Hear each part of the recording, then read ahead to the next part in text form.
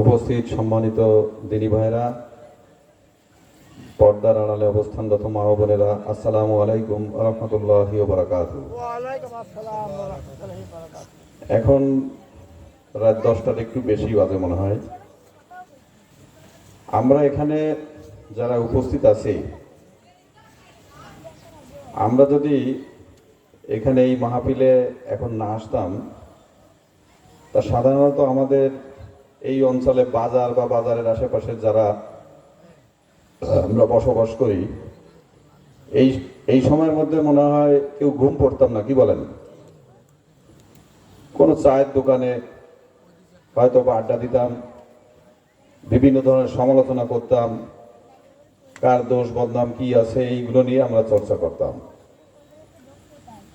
কিন্তু সেই সময়টাতে আমরা এমন একটা জায়গায় এখন বসে আছি যেখানে আমরা আমাদের জীবনে চলার পথের কিছু পাথেয় জোগাড় করার চেষ্টা করছি, যে পাথেয় আমাদের কাল কিয়ামতের ময়দানে মুক্তির পথকে প্রশস্ত করবে। একটা কথা আছে,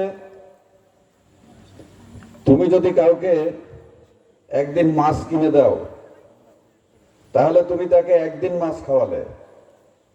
আর তুমি যদি কাউকে মাছ ধরার কৌশল শিখিয়ে দাও, তাহলে তাকে সারা জীবন মাছ খাওয়ার ব্যবস্থা করে দিলে।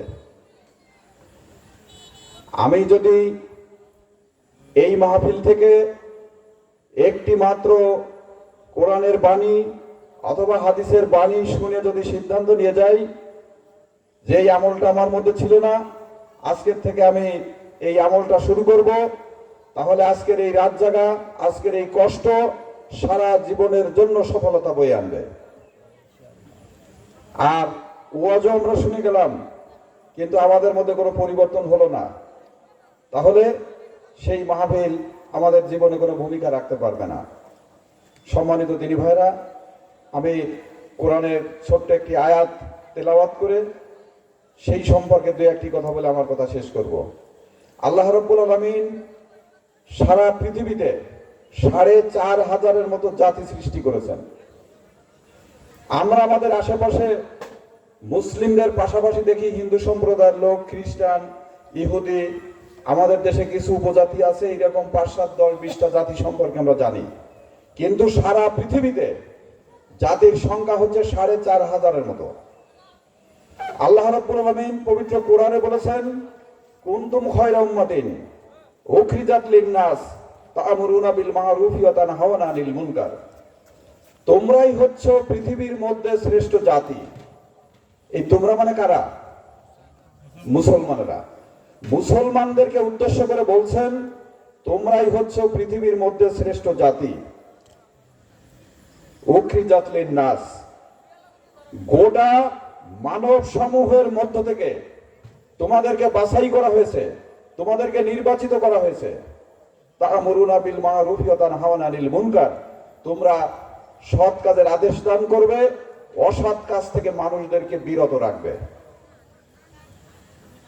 আমাদের সমাজে যত রকম অসঙ্গতি আছে, শরিয়ত বিরোধী যত কাজ আছে, আগামীকালকে জুমার দিন, এই জুমার নামাজের আগে প্রত্যেকটা মসজিদের ইমাম সাহেবরা এই অসঙ্গতি, শরিয়ত বিরোধী কাজ, মদ, জুয়া, ব্যভিচার, সুদ, ঘুষ, দুর্নীতি, এর বিরুদ্ধে ইমাম সাহেবরা কথা বলেন কি বলেন না? বলেন। এখন ওই ইমাম সাহেব যে কথাগুলো বলেন, যে নির্দেশগুলো দেন, 100, 150, 200 মুসাল্লি মসজিদ ভেদে যদি 200 মুসাল্লি থাকে, 200 মুসাল্লি যদি ইমাম সাহেবের একটা কথাও যদি পালন না করে, ইমাম সাহেবের কি এমন কোনো ক্ষমতা আছে যে ওই ব্যক্তিকে বাধ্য করবে? আছে এমন কোনো ক্ষমতা? তার মানে উনি যে আদেশগুলো দিচ্ছেন, এই আদেশটা আল্লাহ রাব্বুল আলামিন কোরআনে যে সৎ কাজের আদেশ দিতে বলেছেন, এটা সৎ কাজের আদেশ নয়। সৎ কাজের আদেশ দিতে গেলে তার পেছনে ক্ষমতা থাকা লাগে। এখন থেকে আগস্টের 5 তারিখ আগ পর্যন্ত এক শ্রেণীর মানুষ পুলিশ দেখলে দৌড়ায় পালাতো, আবার এখন এক শ্রেণীর মানুষ পুলিশ দেখলে দৌড়ায় না। 5 তারিখের আগে যারা দৌড়াতো এখন কি তারা দৌড়ায় নাকি? এখন তারা দৌড়ায় না, বরং এখন যদি মনে করে তা দাবড়াতে পারে। তাহলে এই যে পরিবর্তনটা হলো কিসের কারণে? ক্ষমতার পরিবর্তনের কারণে। আপনার গ্রামের মসজিদ, অনেক জায়গায় মসজিদের খুব কাছাকাছি জায়গায় দোকান থাকে, কাছাকাছি জায়গায় ক্যারাম বোর্ড থাকে। ওই সমস্ত দোকানে মনে করেন দোকানদার আসরের নামাজের সময় উনি একটু জোরে জোরে টিভি চালান। এখন আসরের নামাজ পড়ে 10-20 জন 15 জন মুসল্লি ইমাম সাহেবকে সাথে নিয়ে যে ওইখানে যে বললেন যে ভাই আপনি যদি এরকম জোরে জোরে শব্দ করেন তো নামাজের ক্ষতি হয়, তা আপনি আর এই জোরে এই সাউন্ড বাজাবেন না। এখন উনি যদি ভদ্রলোক হয়, ইমাম সাহেবের সম্মান করে বলতে পারে আচ্ছা ঠিক আছে আপনি বলেছেন আমি মেনে নিলাম। আর ওই দোকানদার যদি বলে যে আমার টাকায় কেনা আমার টেলিভিশন আমি জোরে বলবো, তাতে তোমার কি যায় আসে? ওই ইমাম সাহেবের কি কিছু করার ক্ষমতা আছে? ফকিরহাট থানার একজন হিন্দু ওসি এখানে আসে না মাঝে মাঝে? হিন্দু ওসি একজন দারোগা পাঠায় বলে গেল নামাজের 15 মিনিট আগে আর নামাজের 15 মিনিট পরে টেলিভিশন বন্ধ থাকবে দোকানের। এমন কোন পাওয়ারফুল ব্যক্তি আছে এই কথা বলার পরে সে টেলিভিশন চালাবে? তাহলে ওই ইমাম সাহেবের কথা শুনলো না, গ্রামের মহল মাতুব্বরের কথা শুনলো না, আর এই হিন্দু ওসির কথা মতন সে সাউন্ডটাকে বন্ধ করে দিল। কারণ হচ্ছে একটাই, ওই যে আল্লাহ রাব্বুল আলামিন বলেছেন যে তোমাদের দায়িত্ব হচ্ছে সৎ কাজের আদেশ দান করা, অসৎ কাজ থেকে মানুষদেরকে বিরত রাখা। এই সৎ কাজের আদেশ এবং অসৎ কাজ থেকে যদি বিরত রাখতে হয়, কোরআনের এই আয়াতের যদি আমল করতে হয়, তাহলে কাজ হচ্ছে রাষ্ট্রীয় ক্ষমতা যদি যেতে পারে কোন ইসলামী দল, তারা যদি এই কাজটা করে এটা তাদের পক্ষে সম্ভব। অনুরোধ সুপারিশ করে পৃথিবীর কোন মানুষকে এইভাবে কন্ট্রোল করার সুযোগ কারো নাই। কথা কি ঠিক আছে? এইবার আসেন, যদি আমরা সেই সৎ কাজের আদেশ এবং অসৎ কাজ থেকে মানুষদেরকে যদি বিরত রাখতে চাই, তাহলে আমাদের প্রধান যে দায়িত্ব, সেই দায়িত্বটি হচ্ছে আল্লাহ রসুল যে কাজটি সর্বপ্রথম করেছিলেন তিনি কালেমার দাওয়াত দিয়েছেন। কালেমার দাওয়াত যারা গ্রহণ করেছে তাদেরকে তিনি প্রশিক্ষণ দিয়েছেন, তাদেরকে ঐক্যবদ্ধ করেছেন, তাদেরকে একটা শক্তিতে পরিণত করেছেন। কামরুল ইসলাম গোরা ভাই যেবার উপজেলার চেয়ারম্যান নির্বাচিত হয়েছিলেন, ডাব বাংলার মোড়ে বোমা হামলা হয়েছিল, 700 একজন লোক তার গায়ে লাগিয়েছিল, আপনাদের মনে আছে? এটা ফকিরহাটের দিন। 2টা মোটরসাইকেলে 4 জন লোক ছিল। 4 জন লোক এসে বোমা মারে আতঙ্ক সৃষ্টি করলো। জেলেরা পর্যন্ত মাছ ফেলে পালায় চলে গেল, ঝাঁপ টেনে ঘরের মধ্যে চলে গেল। ফকিরহাট বাজারের হাজার হাজার মানুষ, কোন মানুষ তার দোকানে স্বাভাবিক যে বেচা কিনা সেই বেচা কিনা আধা ঘন্টার মধ্যে করতে পারে নাই। মোটরসাইকেলে আইছিল 4 জন আর পলায় গেল হাজার হাজার মানুষ। কারণটা কি? ওই যে 4 জন, ওই 4 জন কোথা থেকে কোথায় আসবে, বোমা কোন জায়গায় দ্বারা মারবে, বোমা মারার পরে কোন দিক দিয়ে পালায় যাবে, একটা পরিকল্পনা মাফিক তারা এসেছিল। যে কারণে এই হাজার হাজার বিচ্ছিন্ন লোক 4 জন মানুষের মোকাবেলা করতে পারে নাই। ফিলিস্তিনের খবর তো আমরা সবাই জানি, কি বলেন? খারাপ লাগে না? কিন্তু ফিলিস্তিনের এই অসহায় মানুষের পাশে যেভাবে দাঁড়ানোর কথা ছিল বিশ্বের মুসলমানদেরকে, সেভাবে কি দাঁড়াতে পেরেছে? পারে নাই। কেন পারে নাই? ওই যে যারা হামলা করছে তারা পরিকল্পিতভাবে হামলা করছে, আর বিশ্বের কয়েকশো কোটি মুসলমান এই হামলার প্রতিবাদ যেভাবে করার দরকার সংগঠিত ভাবে সেইভাবে তারা প্রতিবাদ করে নাই বলে আজকে পৃথিবীর মধ্যে শ্রেষ্ঠ জাতির ঘোষণা যাদেরকে দিল, সেই জাতি মার খাচ্ছে ইহুদিদের হাতে। বাচ্চারা খাবার পাচ্ছে না, চিকিৎসা পাচ্ছে না। যখন একটা পানির গাড়ি যাচ্ছে শুধু পানির জন্য, যখন পানি শেষ হয়ে যাচ্ছে, ওই পানির গাড়ির পানির জাতিসংঘের গাড়ির থেকে যখন ওই ট্যাপ দিয়ে 2-1 ফোঁটা পানি পড়ছে, তখন ওই ফিলিস্তিনের নিষ্পাপ শিশুরা জিহ্বাটা বের করে দিয়ে ওই 2-1 ফোঁটা পানি খাওয়ার জন্য চেষ্টা করছে। তারা কারা?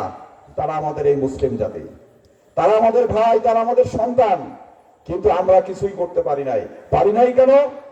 আমরা সৎ কাজের আদেশ এবং অসৎ কাজ থেকে মানুষদেরকে বিরত রাখার যে দায়িত্ব, সেই দায়িত্ব আমরা পালন করছি না। আমরা যদি সেই দায়িত্ব পালন করতে পারি, আবারও মুসলমানদের সেই ঐতিহ্য ফেরত আসবে। যদি দায়িত্ব পালন করতে না পারি, তাহলে সারা পৃথিবীর ইহুদি এবং খ্রিস্টানদের হাতে এই মুসলমানদেরকেই মার খেতে হবে। আমি এবার বাংলাদেশ প্রসঙ্গে দুই একটা কথা বলি। বাংলাদেশে একটা নির্বাচন হয়, জাতীয় নির্বাচন হয়। এই জাতীয় নির্বাচনে বিভিন্ন প্রার্থীরা তারা নির্বাচনের মাঠে এসে ভোট প্রার্থনা করে থাকে। আগামী তো আবার নির্বাচন হবে, কবে হবে আমরা জানি না, কিন্তু নির্বাচন যখন আসে তখন বিভিন্ন দল যার যার আদর্শের কথা প্রচার করে সেই আদর্শকে প্রতিষ্ঠিত করবার জন্য প্রতিশ্রুতি দিয়ে তারা নির্বাচনের মাঠে ভোট প্রার্থনা করে। আগামী নির্বাচনেও সেটা করবে। এদেশের তৌহিদি জনতার দায়িত্ব হবে, যারা জিততে পারুক আর না পারুক, ইসলাম প্রতিষ্ঠার ঘোষণা দিয়ে যে রাজনৈতিক দল এই মাঠে মানুষের কাছে ভোট প্রার্থনা করবে, নামাজি, রোজাদার, ইমানদার মুসলমানদের দায়িত্ব হচ্ছে তাদেরকে নির্বাচিত করা। যদি তাদেরকে নির্বাচিত করা হয় তাহলে দেশে ইসলাম প্রতিষ্ঠিত হবে। আর যদি আপনি এমন ব্যক্তিকে নির্বাচিত করেন যাকে নির্বাচিত করলে তিনি জাতীয় সম্পদ চুরি করবেন, তিনি ইসলামের বিপক্ষে কথা বলবেন, ওই ব্যক্তিকে ভোট দেওয়ার কারণে কাল কিয়ামতের ময়দানে আপনাকে আল্লাহর দরবারে দাঁড়িয়ে কৈফিয়তের জবাব দিতে হবে। আসুন আমরা ঐক্যবদ্ধ হই। আমরা সারা পৃথিবীর গুটি কয়েক ইহুদি সারা পৃথিবীর মধ্যে একটি মাত্র রাষ্ট্র, তাদের হাতে মার খাচ্ছে নির্লজ্জের মতো। এই মার খাওয়া মুসলমানরা যদি ঘুরে দাঁড়াতে পারে তাহলে আবার পৃথিবীতে মুসলমানদের সেই ঐতিহ্য ফিরে আসবে। আপনারা এখানে জানেন আফগানিস্তান একটা যুদ্ধ বিধ্বস্ত দেশ। শুধুমাত্র মোল্লারা ক্ষমতায় গিয়েছে, দেশ থেকে চুরিটা বন্ধ হয়েছে। এই চুরি বন্ধ হওয়ার কারণে আল্লাহ রাব্বুল আলামিন আসমান থেকে বৃষ্টি বর্ষণ করছেন, জমিনকে উর্বর করে দিয়েছেন। সেখানকার আনার, আমরা যেটাকে বলি ডালিম, এই আনারের উৎপাদন এত বেড়েছে, জুস তৈরি করে ইউরোপের দেশে তারা পাঠাচ্ছে। ইউরোপিয়ান দেশের সঙ্গে তারা কম্পিটিশন করে গাড়ি রপ্তানি করছে। এগুলো কেন হয়েছে? আল্লাহ রাব্বুল আলামিন তার গুণগান করার কারণে, তার নিয়ম নীতি চালু করার কারণে আল্লাহ রাব্বুল আলামিন তাদের উপরে রহমত বর্ষণ করেছেন। আল্লাহ রাব্বুল আলামিন আমাদের তৌফিক দান করুন। আমাদের সম্মানিত প্রধান অতিথি উনি ইতিমধ্যেই উপস্থিত হয়েছেন, উনি আপনাদের সামনে মূল্যবান কথা বলবেন। আমরাও দোয়া করি যে আল্লাহ রাব্বুল আলামিন ওনাকে এমন কথা বলার তৌফিক দান করেন যে কথার মাধ্যমে আমরা উপকৃত হতে পারি, এই মাহফিলটা যাতে সফল হতে পারে। এই মাহফিলের জন্য যারা যেভাবে পরিশ্রম করেছেন আমি আল্লাহর কাছে কামনা করি আল্লাহ যেন তাদের এই পরিশ্রমকে কবুল করে নেন। আল্লাহ রাব্বুল আলামিন আমাদের সবাইকে যেন মাফ করে দেন। কিয়ামতের ময়দানে, কঠিন বিচারের দিনে, সেই হাসরের ময়দানে, সেদিন যেন আল্লাহ রাব্বুল আলামিন তার প্রিয় নবীর যে শাফাত, সেই শাফাত যেন আমাদেরকে নসিব করে দেন। আসসালামু আলাইকুম ওয়া রাহমাতুল্লাহি ওয়া বারাকাতুহু।